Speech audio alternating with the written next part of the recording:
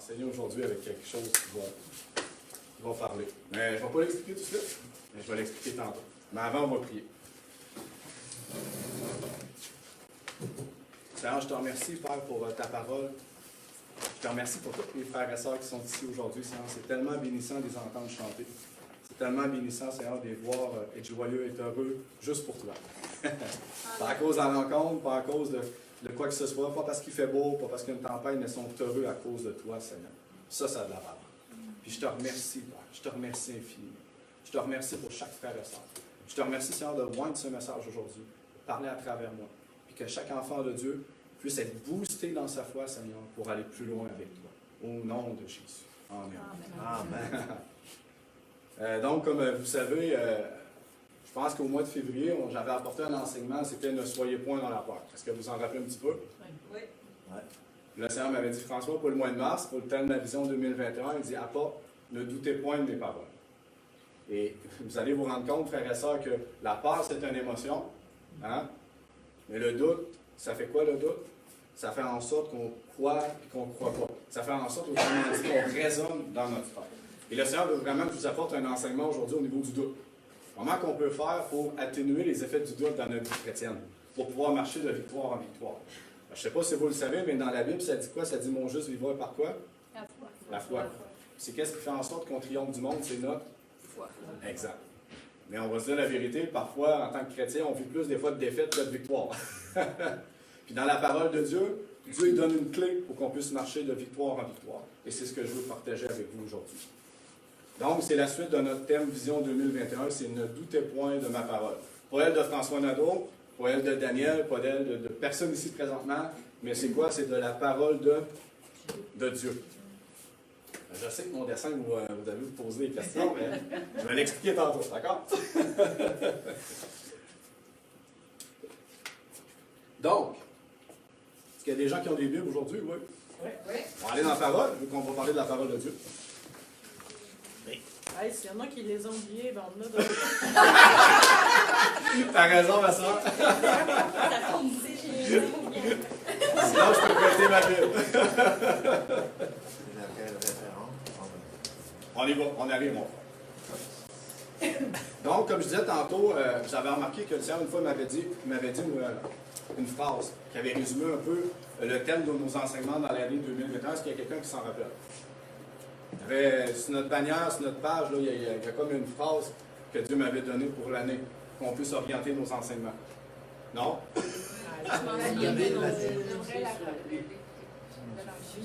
Non. Vision 2021, ça c'est bon!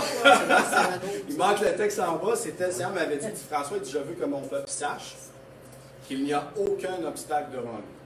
C'est-à-dire, peu importe les épreuves, peu importe la maladie, peu importe les montagnes, en tant que chrétien, on peut passer par-dessus. On peut marcher librement. Donc, est-ce que les émotions qu'on peut vivre, la peur et tout ça, peuvent être un obstacle dans notre marche chrétienne? Oui, on en vit tout. Mais est-ce que le doute peut être un obstacle aussi? Oui. Oui. Et aujourd'hui, je vais travailler avec vous pour vous amener, pour vous donner les bonnes fondations de la parole de Dieu, pour vous amener plus loin avec le Seigneur. Comme je peux vous dire, moi, je suis quelqu'un qui doute beaucoup, surtout au début de ma vie chrétienne. J'ai douté de tout. De Dieu, de sa parole, que j'étais sauvé, que j'avais reçu le Saint-Esprit, que je parlais en langue. Je doutais de tout. Mais au fur et à mesure que j'ai grandi dans le Seigneur, puis que j'ai vraiment appris à le connaître, puis à le voir agir dans ma vie, puis à répondre à mes prières, mais le doute a commencé à s'en aller de plus en plus. Mais est-ce que je doute encore? Oui. Est-ce que je vis des défaites? Oui. Mais je me relève, je base ma vie sur la parole de Dieu, et je le vois de plus en plus agir. Amen? Donc, avant de vous donner la clé pour vaincre le doute, ça serait trop bien, ça serait trop vite, je vais établir avec vous aujourd'hui les bases de la parole de Dieu. Je vais établir par la suite c'est quoi l'origine de votre foi. Puis après, je vais vous donner c'est quoi le doute et comment on peut le vaincre. Amen? Restez là, vous allez voir, ça va vraiment animer votre foi et ça va vous aider à marcher de victoire en victoire. Je vais demander à ma soeur Doris, qui n'est pas au courant, mais je vais lui envoyer mes notes. J'ai quand même vraiment pris le temps dans mon vie, vu que je n'avais pas à faire de ministère. Fait que j'ai pu me consacrer à mon enseignement encore plus. J'ai fait des belles notes, j'ai tout mis ça propre. Je vais pouvoir le donner à ma soeur et je vais vous le partager. Vous allez avoir accès à ça aussi.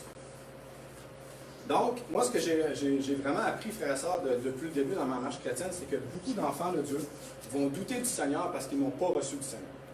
Ils n'ont pas reçu leur guérison, n'ont pas reçu une aide financière du Seigneur, leur famille n'est pas sauvée, leur conjoint.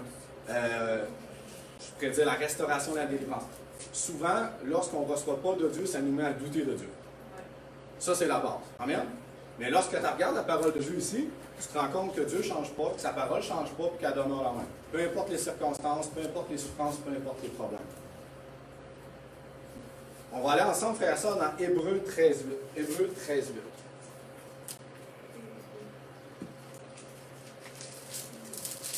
Hébreux 13.8. 13.8. Oui, Hébreux 13.8.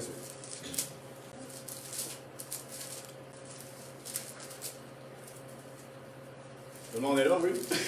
Ah, il y en a qui le cherchent encore. Je peux le lire. Je suis rendu comme toi, je suis capable de Oui, lire Hébreux sans 13.8. lire. 1459, c'est. Ouais, ça dépend quel livre que c'est. Ouais. C'est ça, on n'est pas dans le- Non, c'est ça, 90. C'est sûr que si tu as des tranches, ça peut aller plus vite. Hébreux 13.8. Ça dit aussi. Le verset, c'est Jésus-Christ est le même hier, donc le passé, aujourd'hui, présent, et éternellement. Donc, c'est le futur sans fin. Ça veut dire quoi? C'est que Dieu ne change pas à cause des circonstances, ne change pas à cause des générations, ne change pas à cause du temps, il ne change pas sa volonté à cause de tes problèmes, tes persécutions, tes maladies. Sa volonté demeure la même. D'accord? Parce que si, frères et sœurs, on vient à remettre en doute la parole de Dieu, c'est admettre que Dieu est inconstant. C'est admettre que Dieu change à travers le temps. Ça veut dire qu'il ne serait pas vraiment Dieu. Regardez la création, si demain matin Dieu change d'idée, le soleil ne se lèvera pas. On perd la vie. Si Dieu change d'idée, ça veut dire qu'on ne peut plus bénéficier de la croix aujourd'hui. Non, sa parole demeure la même par le passé, par le présent et par le futur. Et c'est ce qu'il faut comprendre, frères et sœurs. Parce que si tes yeux sont fixés sur la parole de Dieu, peu importe le vent contraire, ça va t'éviter de douter. Là, j'ai une autre tablette, ça irait mieux encore, je peux défiler comme ça. Un autre achat. Alors, quand on aura la caméra à Samuel, il y aura sa formation, j'aurai ma tablette, ça va être plus facile. C'est pas ma caméra. C'est notre caméra. Ça va être Ben, c'était le gardien de la caméra. On achète un autre contrat, je vais te donner la mienne. D'accord, merci ma soeur. Bon, ben, j'ai une gratuite. Une pour l'Assemblée, puis une pour les notes. Merci ma soeur. On va aller dans Jacques 1.7. Jacques 1.7. Je veux vraiment, frères et sœurs, mettre avec vous les fondements de la parole de Dieu pour vous dire à quel point Dieu ne change pas. Sa parole est la même du début jusqu'à la fin, peu importe ce qui arrive. Parce que quand tu apprends à connaître ton Dieu, tu apprends à connaître sa volonté, c'est beaucoup plus facile de lui faire confiance. Jacques 1.7, ça dit « Toute grâce excellente et don parfait descend d'en haut. » Amen. Pour la maladie, pour la souffrance, pour les persécutions, pour les problèmes, toute grâce parfaite vient d'en haut, du Père des Lumières, chez lequel il n'y a ni changement, ni ombre de variation. Ni ombre de variation. Ça veut dire quoi? Dieu ne change pas. Dieu est le même. Dieu est pareil. Que ce soit aujourd'hui, que ce soit demain, peu importe si même la terre, il y avait une tempête, il y avait un apocalypse, sa parole de Dieu ne changera jamais. Amen? Est-ce que c'était le bon verset, Jacques 7? Jacques 7? Jacques 1, 7. Mais c'est intéressant, Jacques 7 quand même. Ouais? Oh, C'est Jacques chapitre 1, verset 7. C'est intéressant, je n'imagine pas qu'il recevra quelque chose du Seigneur. Bon, Mais juste c'est moi qui ai fait une erreur, mais c'est pas grave. Vous l'avez dit. Le 6 est intéressant, Jacques 6, là. 1, 6. On va lire tantôt, ma soeur. Ça va faire partie de l'enseignement. OK. Donc, oubliez Jacques 1, 7, c'est une erreur. 1, 17. Oh, merci, ma soeur. Désolé. Jacques 1, 17. Je vais le relire. Toute grâce excellente et don parfait descend d'en haut, du Père de lumière, chez lequel il n'y a ni changement, ni ombre de variation. Ça veut dire quoi? Dieu ne change pas. Dieu n'est pas ébranlé parce qu'il y a une tempête, parce qu'il y a une souffrance, par tes persécutions, par tes maladies. Dieu n'est pas ébranlé par la terre, n'est pas ébranlé par ce qui se passe présentement dans le monde. Dieu ne change jamais. Est-ce que vous comprenez à quel point que la parole de Dieu, c'est du solide, c'est du béton, ça ne changera jamais avec le temps. Et même, frères et sœurs, pire encore, j'ai déjà entendu beaucoup de chrétiens par le passé, à cause, par exemple, qu'ils n'avaient pas reçu de Dieu au niveau de la guérison, pas reçu de Dieu au niveau des finances, dire, ben regarde, Dieu, c'est pas sa volonté qui pourvoit mes besoins. Dieu, c'est pas sa volonté qui me guérit. C'est vrai, les circonstances ont changé la parole de Dieu. Mais pourtant, la parole de Dieu ne change pas. Dieu guérit encore aujourd'hui. Dieu pourvoit encore à tes besoins aujourd'hui, n'est-ce pas? Mais la personne, qu'est-ce qu'elle a fait? Elle a pris sa circonstance pour changer la parole de Dieu parce qu'elle n'avait pas reçu. Amen? Mais lorsqu'on change la parole de Dieu, c'est qu'on fait Dieu menteur. C'est-à-dire que sa parole, elle n'est pas vraie. Pourtant, la parole de Dieu dans Nombre 23, 19, Nombre 23, 19, ça dit, dans l'Ancien Testament, au début, Lévitique, Nombre, Nombre 23, 19. Oui, Nombre 23, 19. Genèse, Exode, Lévitique, Nombre. Chambre-les. Ah ouais. Nombre 23, 19, ça dit, Dieu n'est point un homme pour mentir, ni un fils de l'homme pour se repentir. Écoutez bien, ce qu'il a dit, ne le fera-t-il pas? Ce qu'il a déclaré, ne l'exécutera-t-il pas? Excusez-moi. Donc, Dieu a une parole. Dieu, ce qu'il dit, il le fait. Dieu, ce qu'il déclare, il l'accomplit. Amen? Je veux vraiment que vous compreniez, frères et sœurs, que Dieu, là, sa parole, là, elle va toujours être la même. Tu peux toujours baser ta foi et recevoir de Dieu, peu importe les circonstances, peu importe les souffrances et les problèmes. Sa parole ne changera jamais. Et si tu ne comprends pas vraiment qui est Dieu dans sa parole, tu vas avoir beaucoup de difficultés à marcher par la foi. Tu vas avoir beaucoup de difficultés à vivre des victoires. Amen? Alors, je n'ai pas pris tous les versets pour vous dire qui est Dieu. Je pense que c'est à chacun d'entre nous qui devront prendre le temps de le faire. Mais je voulais vraiment établir la base, c'est qui Dieu? Qu'est-ce que sa parole dit sur lui? Pour que tu comprennes que la Bible est fiable, que la Bible ne change pas, que la Bible, peu importe ce qui se passe, demeure la même. Amen? Jésus a dit dans Jean 17, 17, vous n'avez pas besoin d'aller lire, il est vraiment tout petit le verset. Jean 17, 17, il a dit, Père, c'était vraiment, il parlait de ses disciples, Père, sanctifie-les par ta vérité. Qu'est-ce qu'il a dit? Ta parole est quoi? La vérité. La parole de Dieu elle est vraie, il n'y a aucun mensonge dedans. Même si présentement tes émotions, tes épreuves, tes doutes parlent plus fort que la parole de Dieu, Dieu, sa volonté n'a pas changé. Amen? Et j'aimerais te dire quelque chose aujourd'hui, c'est vraiment important. Puis moi, ça m'a touché quand j'ai bâti l'enseignement, c'est que j'ai comme eu un déclic, un flash dans ma tête. Tout ce que Dieu dit de lui est vrai. Tout ce que Dieu dit sur sa sainteté ou sa justice est vrai. Tout ce que Dieu dit sur sa puissance, son amour, ou même son retour, peu importe si tout le monde le contraire, est vrai. Et tout ce que Dieu dit sur toi est vrai. Donc, sur ton identité, sur ta sainteté, sur ton avenir, tes projets de paix, sur ta prospérité financière, ou sur toutes les victoires qu'il peut te donner, sa parole de Dieu, tout ce qu'il a dit sur toi est vrai. Et je le répète, frères et sœurs, peu importe ce que tu vis, Dieu, lui, ne change pas d'idée. Amen? C'est ça qu'il faut comprendre, frères et sœurs. Si tu as la révélation, si tu comprends la parole de Dieu, qui est ton Dieu, tu vas avoir beaucoup plus facile à mettre ta confiance en lui. Si tu me, parce que, on va dire la vérité, quand tu n'as pas à connaître une personne, au début, il faut que ta confiance se gagne. Malheureusement, avec Dieu, c'est un peu la même chose. Plus qu'on va le voir agir dans notre vie, plus qu'on va le voir répondre dans nos prières, on dirait que notre confiance devient plus grande. Hein? C'est comme si on marche par la vue. Pourtant, on devrait marcher par la foi. Mais on est des humains. Et moi, le premier, c'est quand ma foi a débloqué, c'est quand j'ai vu Dieu répondre à mes prières. Amen? Mais moi, je peux vous dire une chose, la foi, ça se travaille. La foi qu'elle est mise en pratique, elle devient plus ferme. Et tu reçois de Dieu. Donc, je répète, frères et sœurs, il n'y a rien au monde qui peut changer ce que Dieu dit sur toi ou ce que Dieu dit sur lui. Rien au monde. Et je vais vous donner un verset qui m'a beaucoup touché. Je pense que beaucoup de gens le connaissent, Ésaïe 54, 10. C'est un petit peu passé nombre.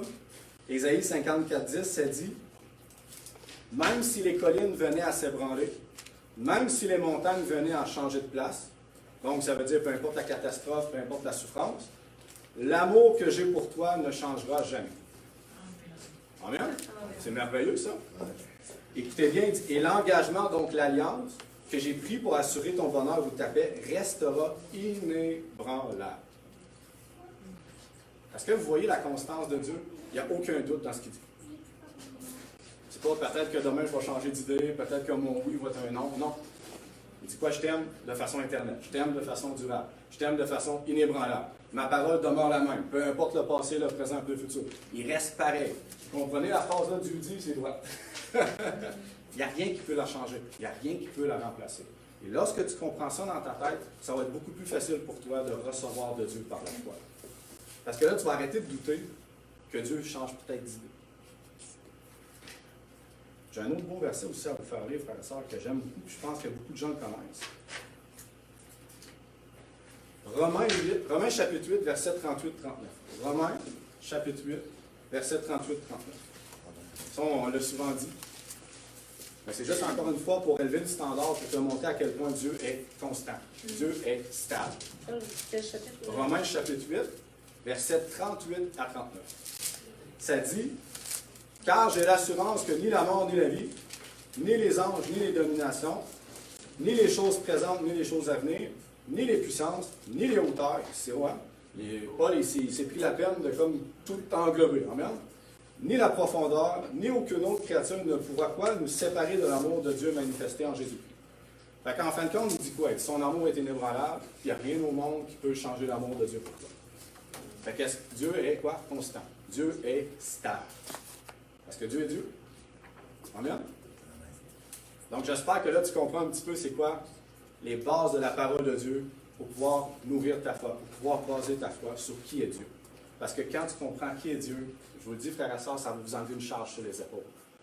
On n'essaiera pas, peu importe les circonstances, de l'adapter la parole de Dieu. On va dire, non, non, même si ça m'arrive dans ma vie, Dieu, ce qu'il dit, c'est vrai. Je vais m'appuyer dessus. Amen? Donc là, on va passer à une étape 2. C'est quoi l'origine de votre foi? Parce que si tu ne comprends pas l'origine de ta foi et le mécanisme de ta foi, tu ne recevras pas de Dieu non plus. Il faut comprendre comment ça marche la vie chrétienne. Amen? Éphésiens 2,8, ça dit, « Car c'est par la grâce que vous êtes sauvés, par le moyen de la foi. Cela ne vient pas de vous, c'est un don de Dieu. » C'est quoi le don? C'est un cadeau.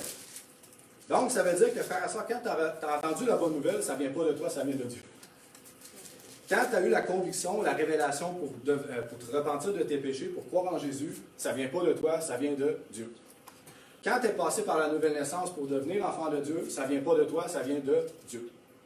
Fait que l'origine de ta foi n'est pas la tienne. L'origine de ta foi en tant qu'enfant de Dieu, provient de Dieu. Amen?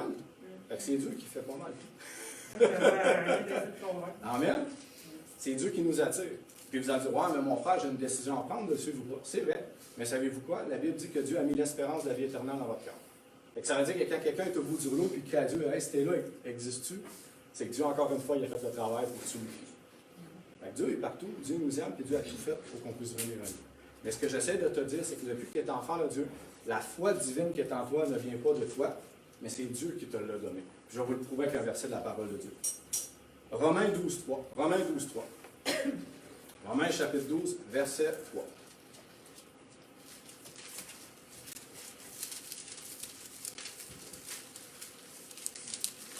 Ça dit, par la grâce qui m'a été donnée, je dis à chacun de vous de n'avoir pas en lui-même une trop haute opinion, mais de revêtir des sentiments modestes. Écoutez bien, c'est ça le bout important, selon la mesure de foi que Dieu a départie en chacun. Ah, c'est Dieu qui a départi une mesure de foi en toi, en toi, en toi, en toi, en toi. Tu es enfant de Dieu, la foi que tu as pour aimer Dieu, la foi que tu as pour le suivre, pour abandonner, pour l'aimer, ça ne vient même pas de toi, ça vient de Dieu. On n'a aucun mérite à rien. C'est pas donné à tout le monde, dans le fond? C'est gratuit, il la donne à tout le monde. Mais lorsqu'on vient au Seigneur, c'est lui qui nous donne la foi pour le suivre. C'est lui qui nous fait un cadeau de cette foi-là. C'est une foi divine qui dépose en nous. Amen? Tu sais, quand on dit, ah, je change ma vie, je l'aime, c'est le Seigneur. Je ne comprends pas, avant je ne l'aimais pas, là je l'aime. C'est la foi qui est déposée dans ton cœur. Tu espères d'être avec lui bientôt. C'est qu'est-ce qui anime cette espérance-là? La foi que Dieu a déposée dans ton cœur. C'est Éphésiens qui le dit. Il dit, c'est un cadeau de Dieu qu'il a donné en nous. Amen? Fait que l'origine de ta foi est divine. Tu as du divin en toi. Amen? Donc, après comprendre, frères et sœurs, que c'est Dieu qui nous a donné la foi pour le suivre, pour avancer. Hein? Ça veut dire que, écoutez bien ceci, tout le monde ici présentement a la foi. Fait qu'il faut arrêter de dire qu'on manque de foi. On a tous la foi. Puis Jésus a dit, même si ta foi est toute petite comme une graine de moutarde, ben, il dit, tu es capable de déplacer des montagnes. Fait que ça veut dire, tous et chacun ici, on est capable de faire déplacer des montagnes. Vous avez toute la foi divine que Dieu a départie en chacun de notre vous gratuitement. Fait que ça veut dire qu'on peut en faire du bouleversement sur une terre. Amen? Mais on va se dire, oui, c'est encore une fois la vérité, c'est pas toujours le cas. Mais Dieu nous a donné des trucs dans sa parole pour y arriver. Mais au moins, l'objectif, c'est quoi? C'est Jésus, puis c'est de faire ses œuvres. Bon, on va tomber dans le mécanisme de la foi pour avancer dans la vie chrétienne. On va aller dans Romains, chapitre 1, j'espère que c'est ça. Romains, chapitre 1, verset 17. Romains chapitre 1, verset 17. Je pense que tout le monde connaît ce verset-là. Ça dit parce qu'en lui est révélée la justice de Dieu par la foi et pour la foi, selon ce qu'il a écrit, mon juste vivra par la quoi? Par la foi. C'est quoi juste? C'est que tu es enfant de Dieu, c'est que tu es acquitté de tes péchés, tu es pardonné. Mais mon juste, c'est toi, c'est moi, c'est vous, vivra par quoi? Par la foi. Ça veut dire pas par tes émotions, pas par tes feelings, pas par tes frissons, mais par la foi. La confiance ferme en Dieu. C'est ça la base de la vie chrétienne, frère et sœur. Avant les feelings, avant que Dieu te donne des paroles, avant que Dieu te parle, la foi, c'est quoi? C'est d'avancer de façon aveugle sur sa parole de Dieu et lui faire confiance. Et ne pas dériver à droite et à gauche. C'est être ferme. Et ça dit dans la parole de Dieu, dans Hébreux 11.1, ça dit, écoutez bien, or la foi est quoi? Une ferme assurance des choses qu'on espère, une démonstration de celles qu'on ne voit pas. La foi, c'est pas être chambranlant. La foi, c'est pas douter. La foi, c'est quoi? C'est être ferme. Être ferme en quoi? Pas dans les enseignements, pas dans François Nadeau, pas dans l'Église, dans la parole de Dieu. Ta foi doit être ferme, ancrée tellement solidement que peu importe tes émotions, qu'elles soient petites ou grandes, peu importe tes persécutions et tes problèmes, tu ne dévieras jamais à droite et à gauche de la parole de Dieu. Amen? Et écoutez bien ceci. Moi, je l'ai tellement aimé, ce verset-là, quand j'ai fait l'enseignement. Dans 1 Jean 5.4, 1 Jean 5.4, écoutez bien ceci. Parce que tout ce qui est né de Dieu, qui est né de Dieu ici? Tout le monde. Tout le monde? Triomphe du monde, non? Qui triomphe du monde. Écoutez bien la suite. Et la victoire qui triomphe du monde, c'est quoi? Votre quoi? La foi. Votre foi. Ça veut dire qu'on est toujours vainqueur. Mais on est toujours vainqueur par quoi? Par la foi. Ça veut-tu dire que si, par exemple, tu doutes ou que tu as de la difficulté à avancer par la foi, ça se peut-tu que tu vives des défaites? Mais la Bible a dit quoi? Si tu es ferme dans la parole de Dieu, tu vas être toujours vainqueur. Par quoi? Par ta foi. Amen? Donc on aurait pu faire un enseignement de 2 heures juste sur la foi, mais c'est pas le but. C'était juste de faire un bon refresh dans notre tête. C'est quoi l'origine de notre foi? C'est quoi le mécanisme de la foi? Amen? Donc j'espère que c'est clair pour la foi. Fait qu'avez-vous remarqué que Dieu t'a donné la foi? Donc on ne peut jamais manquer de foi. On peut douter, oui, mais on ne peut jamais manquer de foi. Et frères et sœurs, écoute bien ceci, le doute, c'est ce qui contamine ta foi pour avancer avec Dieu. Le doute contamine ta foi pour avancer avec Dieu. Ça veut dire quoi? Quand tu doutes, ou par exemple, tu as une émotion de peur, puis ta peur te fait douter de la parole de Dieu, tu ne reçois rien de Dieu. Qui a prié pour les malades ici? Qui a vu des résultats? Qui a vu pas de résultats? Mais est-ce que ça veut dire qu'on manque de foi? Non, on a toute la foi. Pour accomplir, même pour tasser des montagnes. C'est quoi? On a douté. Et la Bible a dit douter, c'est quoi? C'est quand tu crois à la parole de Dieu puis tu n'y crois pas. Puis le doute, frère et sœur, n'est pas une émotion. Le doute, c'est un raisonnement dans ta tête. Puis écoutez bien ceci. Le doute, frère et sœur, peut être spirituel, peut être émotionnel, peut être moral, social ou théologique. Mais tout se base dans ta tête. Frère et sœur, écoute bien ceci. Tu peux tout faire avec la foi. Puis Jésus l'a dit, tu peux transporter les montagnes. Mais lorsque tu doutes, ça met un frein à ta foi et tu ne vis pas le miracle. Je vais vous donner des exemples. Je ne prêche pas quelque chose que je ne vis pas. Puis je doute souvent encore, je prie pour des malades, je ne les vois pas guéris tout le temps. Je doute dans mon cœur, je le dis à Dieu, Seigneur, nettoie cette incrédulité-là, nettoie ces doutes-là. Je le sais que j'ai douté dans mon cœur. J'ai appris à le savoir. Mais j'ai déjà douté pour recevoir la provision divine au niveau des finances, j'ai douté sur plein de choses. Mais je le dis, lorsque j'ai appris à connaître Dieu, lorsque j'ai appris à mettre en pratique la parole, j'ai vu Dieu agir dans ma vie et ça quoi? Ça l'a musclé, mon muscle de foi. J'ai mis ferme. Je vais vous donner un exemple. Bon, moment donné, j'ai dit, Dieu, dans ta parole, ça dit que tu pourvois nos besoins au niveau des finances. Ah, puis je vais tester ça, voir si c'est vrai.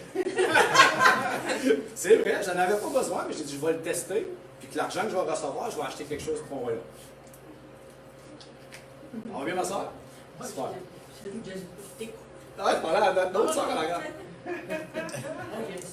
Fait que j'avais demandé à Dieu, pendant une période d'1 mois, d'avoir 1000$. J'ai jamais eu 1000$.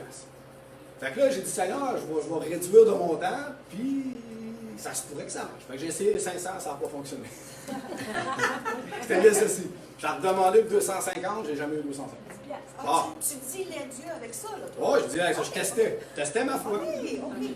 Non, mais tu peux tout faire par ta foi. C'est ça qu'il faut que tu comprennes. Même être dans le péché, puis tu peux voir des miracles. Fait que ça ne change rien. Je ne disais pas avec Dieu, je testais voir j'étais où dans ma foi. Fait que j'étais pauvre. Fait que qu'est-ce que j'ai fait? Fait que j'ai demandé 50$. Bon, à un moment donné, 2-3 jours après, quelqu'un dit, mon frère, j'ai eu à cœur de te donner 50$. Je ne sais pas pourquoi, mais Dieu m'a parlé. Ben, j'ai dit, merci Seigneur, j'ai la foi pour 50$. Par la suite, qu'est-ce que j'ai fait? C'est que là, c'était 50, j'ai essayé 250, j'ai eu 250, j'ai eu 500, j'ai eu 1000, j'ai eu plus. Ouais, mais. Ah, je sais que je suis pas gros et j'ai pas beaucoup de muscles, mais dans la foi, je l'ai testé, je l'ai travaillé, ma foi. Et elle est devenue ferme. D'accord? Bon, je ne suis pas rendu à 1 million. Hein? Je ne le dirai pas, j'essaie pour 10 000, mais je ne suis pas encore là. Mais on se comprend que plus que j'exerce ma foi, que j'ai vu Dieu agir, plus que c'était facile par la suite. Je vous donne un exemple encore. Amenez-moi quelqu'un qui a mal au genou, mon clé pour lui, il guérit instantanément. Amène un cancer, et boy, yes, Seigneur, je ne suis pas sûr qu'elle va le guérir. Et t'as-tu vu la liste de maladies, Seigneur? Puis là, tu te parles dans ta tête. Là. Tu le sais que tu vas mettre ta main sur la personne qui se passe. Peur, émotion, doute. Bien, déjà, avant de mettre ta main, de toute façon, Tu le sais. Tu le sais. Bon, mais est-ce que ça se peut que tu as plus que tu envoies? Malheureusement, on marche par la vue. Plus que tu vas devenir ferme et plus que tu vas voir. Amen. C'est comme ça que la foi fonctionne, frère. C'est aussi simple que ça. Quand on comprend bien le mécanisme de la foi, on comprend bien qui est Dieu. Je vous le dis, ça va booster votre foi, ça va vous amener plus loin dans le Seigneur. C'est pas parfait, là, genre, encore des échecs. Mais je vois Dieu agir de plus en plus et je mets ma foi en action, comme pour le 1000$ que j'ai fait.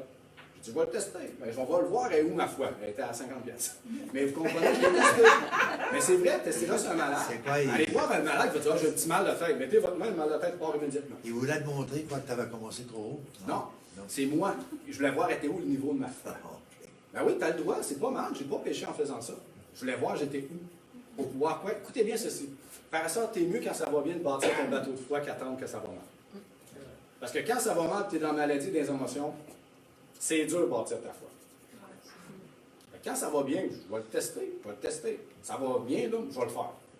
Quand j'ai eu besoin, cet été, puis j'ai été mis à pied par la COVID, puis j'avais plus rien à manger, j'ai testé ma foi. Savez-vous quoi? Dieu y a pourvu. Parce que j'avais bâti mon bateau de foi en arrière. J'encourage frères et sœurs à le faire dans tous les domaines de votre vie, d'aller voir les promesses de Dieu, puis commencer à la mettre en pratique. Commencer à voir, à recevoir de Dieu. Dieu, si vous demandez selon sa volonté dans la parole, il va vous exaucer. C'est déjà un oui. J'annonce ceci dans la parole de Dieu, ça dit quoi? Pour toutes les promesses, c'est un oui. C'est pas un non, c'est pas un demain, il change d'idée, c'est un oui. Fait que consulte toutes les promesses, puis tu peux toutes les recevoir. C'est un oui. Avez-vous, c'est pas un non, c'est pas oui peut-être demain, non, c'est oui. Ça, c'est notre Dieu. Amen? Donc, je t'ai rendu loin, qu'est-ce que le doute? Je t'ai rendu à la foi, puis j'en reviens au doute. Je vais vous donner un exemple dans Matthieu 14, chapitre 25-33. Matthieu 14, chapitre 25-33. Est-ce qu'il y a des gens qui ont déjà lu Pierre lorsqu'il a marché sur l'eau? Oui. C'est la plus belle exemple de ce que je dis aujourd'hui. Écoutez bien ceci. Quand on porte attention aux mots, ça nous révèle beaucoup de choses dans la parole de Dieu.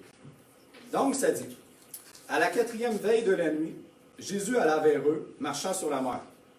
Il faisait, je pense qu'il faisait comme noir, ou je ne sais pas si c'était plus le fin de la journée. Quand les disciples vinrent marcher sur la mer, ils furent troublés. Ils dirent, c'est un fantôme.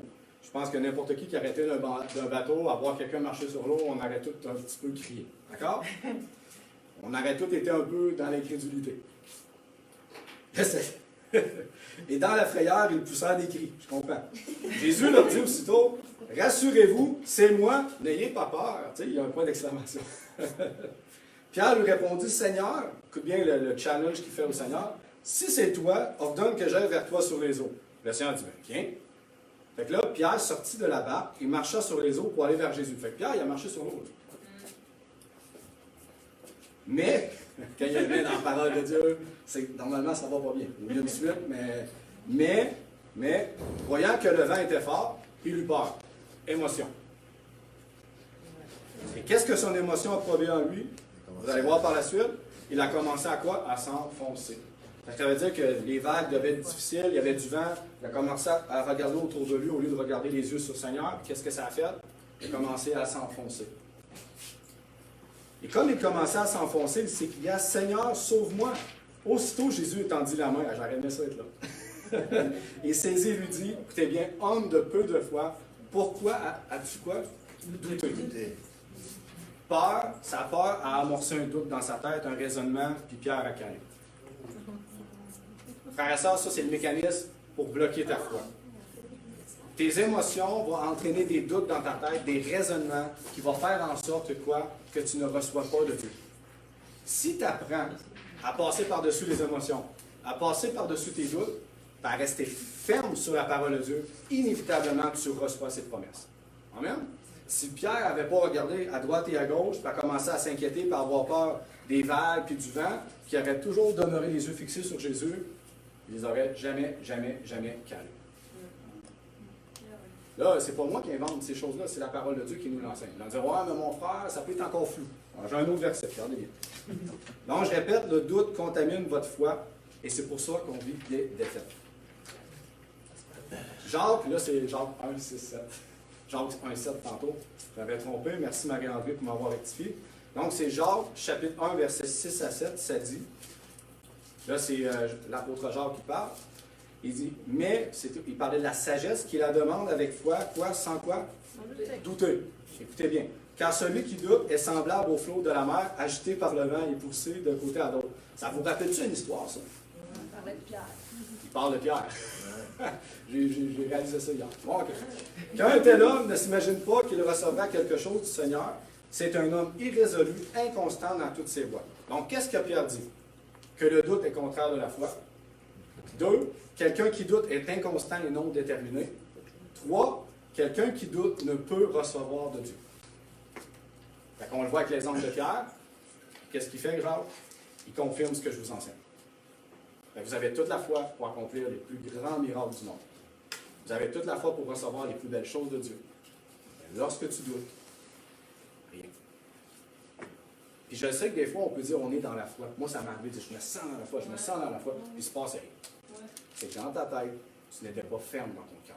Amen? Fait que je vais vous amener, là, je vous ai expliqué un peu qu'est-ce que le doute. Je vais vous amener à vous montrer comment vous pouvez vaincre le doute. Ah, mais j'ai mon exemple, il ne faut pas que j'oublie. Ben, je l'ai résumé en vous l'enseignant, mais je vais essayer de le faire, par exemple, par le petit tableau que j'ai fait. Donc, ce qui annule votre foi, on comprend que c'est le doute. J'essaie de ne pas être dans le projecteur. Donc, Dieu dit quoi? Sa parole. Dieu dit quoi au niveau de la prospérité? Dieu dit quoi au niveau que tu as toujours la victoire, que tu as toujours la paix, que tu es toujours libre, que tu as toujours la santé. Là, j'aurais mis toutes les promesses, mais j'ai mis celle générale. Amen? Puis avez-vous, il n'y a aucune variation. Ça, c'est ce que Dieu dit. Amen? Dieu dit, il est écrit. C'est sa parole. Et qu'est-ce qui va déclencher dans ta vie que si, par exemple, tu es quelqu'un qui a des difficultés au niveau financier, qu'est-ce qui va déclencher dans ta vie que tu peux recevoir la prospérité? C'est ta foi. Avez-vous remarqué que j'ai marqué le moi? Puis on voit des vagues. C'est des vagues de quoi? D'émotions et de doutes. Et je te le dis, frère et soeur, lorsque les émotions et les doutes parlent plus fort que la parole de Dieu, tu ne reçois rien. Il faut apprendre à passer par-dessus les doutes, passer par-dessus les émotions pour être ferme dans notre foi, et là, on reçoit de Dieu. On va dire, ouais, mais mon frère, comment on fait pour être ferme dans la foi? Et je vais vous l'expliquer. Parce que je l'ai vécu, je l'ai mis souvent en pratique, et ça fonctionne. Il n'y a pas 50 000 solutions. Mais est-ce que tu es prêt à investir le temps? Ça, c'est une question. Amen. Donc ça, je vais le partager, frères et sœurs, mais c'est juste pour vous montrer que c'est dans la maladie, le péché, l'esclavage, la peur, l'épreuve, les souffrances, les défaites, la pauvreté. C'est clair que tu vas avoir des émotions et des doutes. Mais si tu apprends à passer par-dessus, à être ferme dans ta foi, tu vas recevoir ce dont tu as besoin. Donc, comment vaincre le doute?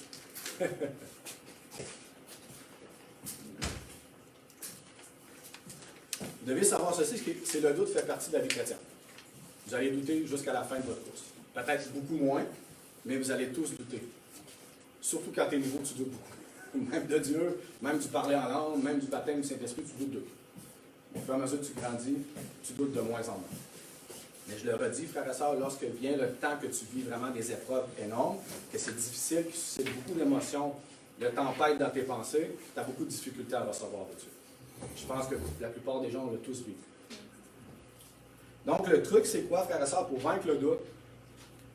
Écoutez bien, c'est ne vous laissez pas déstabiliser par les émotions et les doutes, mais gardez toujours les yeux fixés sur Jésus. Là, je vais vous dire comment le faire, garder les yeux fixés sur Jésus. Avez-vous Pierre, quand Jésus a dit « Viens », quand Pierre est resté les yeux fixés sur Jésus, peu importe les doutes, les émotions, qui n'a pas regardé à droite et à gauche, qui était ferme dans sa foi, il marchait sur l'eau.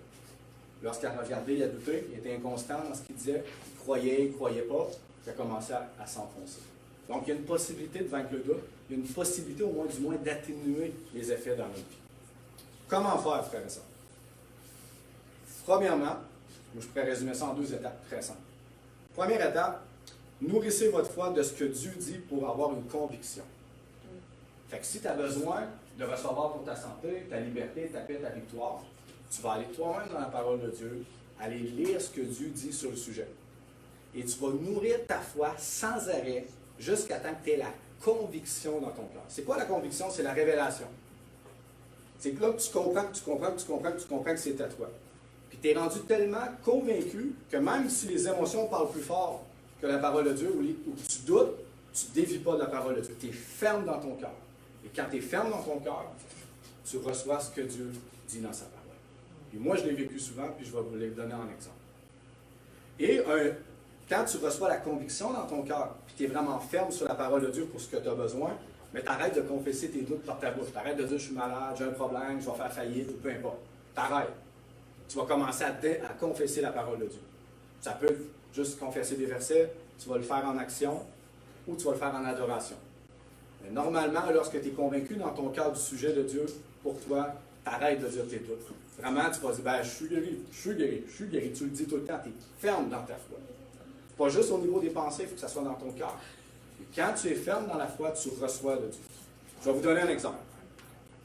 Moi, quand j'ai étudié pour recevoir le baptême du Saint-Esprit, quand je suis venu à la foi, moi, je me suis repenti, je me suis fait baptiser, et je n'ai pas reçu le baptême du Saint-Esprit. Je ne savais même pas que ça existait. Amen? Fait que j'ai écouté excusez-moi pas fait, mais j'ai écouté des vidéos sur le sujet du Saint-Esprit, puis il y a des gens qui disent « Ah, on peut recevoir le baptême du Saint-Esprit, se mettent à parler en langue. » Wow! Hey, je veux ça! J'entendais des gens qui tombaient à la renverse, qui étaient visités par Dieu. Ça a animé la foi dans mon cœur. Fait que je suis allé voir dans la Bible, voir si c'était vrai ce qu'il disait, pour me rendre compte que c'était vrai. Fait que là, à partir du jour 1, du jour 2, j'ai commencé à demander à Dieu d'avoir le Saint-Esprit, puis il ne se passait rien. Ça a duré presque 6 mois comme ça.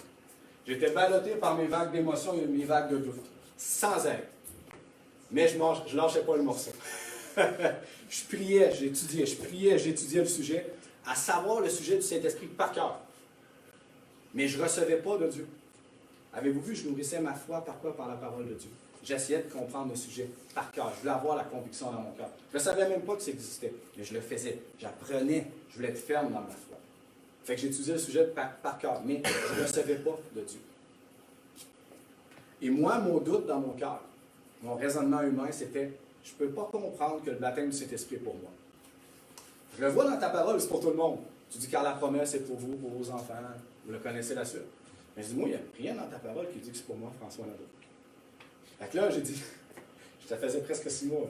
J'ai dit, Seigneur, et là, je connais par cœur le sujet. Ça fait à tous les jours, j'étudie le sujet. J'ai écouté tous les enseignements. Tout le monde m'a écrit pour me dire que c'était du diable. Puis, Seigneur, j'ai passé par toutes les peurs, les doutes. Je t'écœuré. Je ne comprends pas que c'est à moi. Tu peux-tu m'aider? Mais comme Jésus a fait à Pierre par la main, Jésus a fait la même chose. Le lendemain, il m'a fait tomber sur un verset, c'était quoi? Car pour toutes les promesses de Dieu, en lui est le oui. Hein? J'ai dit, Seigneur, la promesse du Saint-Esprit, c'est un oui, c'est à moi. Là, je comprenais dans ma tête que c'était à moi. Et quand j'ai compris dans ma tête que c'était à moi, frère et sœur, j'ai reçu le baptême du Saint-Esprit une semaine après. Savez-vous qu'est-ce que ça a changé dans mes paroles? J'ai arrêté de dire à tout le monde que ce n'était pas de Dieu, que Dieu ne voulait pas me baptiser du Saint-Esprit, que ce n'était pas sa volonté. Là, j'ai commencé à quoi? À dire, oui, je suis rempli du Saint-Esprit, je suis baptisé du Saint-Esprit. Puis là, après ça, j'ai tombé sur des enseignements qui disaient, mais loue Dieu pour recevoir. J'ai commencé à louer dans mon auto pendant 4 jours. Puis au jeudi soir, le Saint-Esprit, il s'est manifesté, ça m'a soufflé dans mon dos, ça a rempli mon ventre, puis je me suis mis à parler en langue. J'étais exténué par ce moment-là, mémorable avec le Seigneur. Mais avez-vous vu? Je me suis nourri, Dieu est venu corriger mon doute dans ma tête, Et après, j'ai arrêté de dire à tout le monde que c'était pas de Dieu. J'ai arrêté de le confesser. J'ai commencé à louer que je l'avais reçu. Et j'ai reçu de Dieu. Bon, il y a eu un petit délai. Pas grave. Le principal, c'est de recevoir. Amen. Ça, c'est les bases de la parole de Dieu. Si tu fais ces choses-là dans ta vie, tu vas toujours être victorieux. Je sais que c'est plus facile si tu demandes un 20$ adulte, tu n'as peut-être pas besoin d'étudier tout le sujet. Vous comprenez? Je pense que ça, c'est plutôt facile.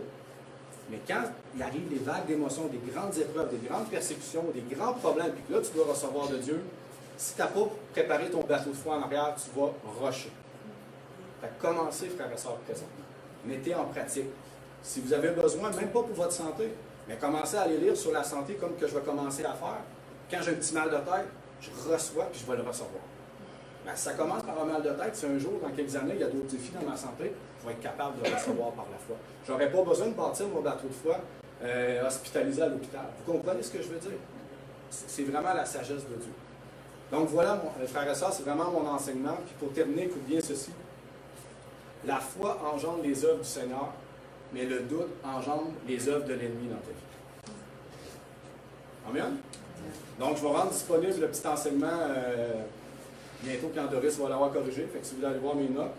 Puis je vous le dis, frères et sœurs, ce que j'ai appris là pour vaincre le doute, je l'ai mis en pratique.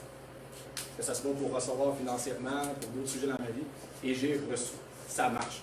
Mais inquiétez-vous pas, je suis allé me valider avec d'autres personnes pour voir si c'est vrai. Et je me suis rendu compte que plein d'hommes de Dieu et de femmes de Dieu enseignent ces mêmes principes-là. Il n'y a pas de grande clé. C'est juste de mettre le temps. De mettre le temps. Amen?